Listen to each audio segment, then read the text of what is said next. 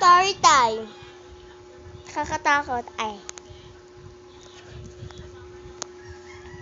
So, mag-join ako ay. Story time.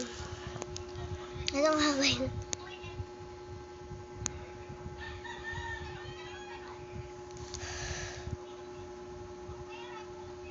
Naranasan ko na takot dito. Bandang dyan pa nahulog talaga doon. So, syempre dati, basta iti-iti ako. Dati, may orasan kami na ganon. Papakihaba siya. Tapos, napakabigat nun ah. Tapos ngayon, nasa TV, yun o. Nakapatong dun yun. Doon.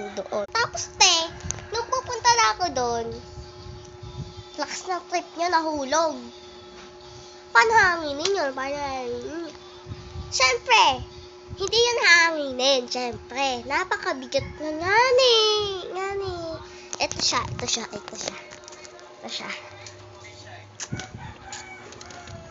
Ito.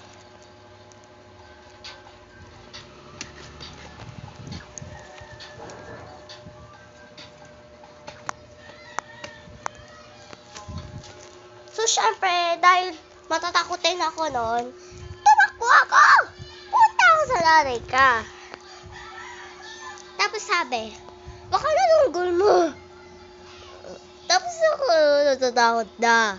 Tapos nung nasa CR ako noon, purong may nakapang ko sa akin.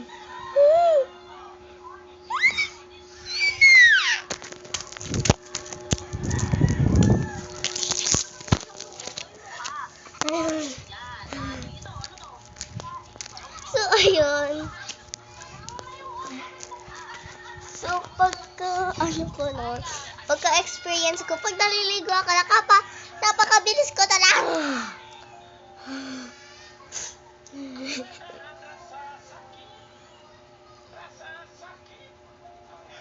Yun lang, bye-bye. Joke lang.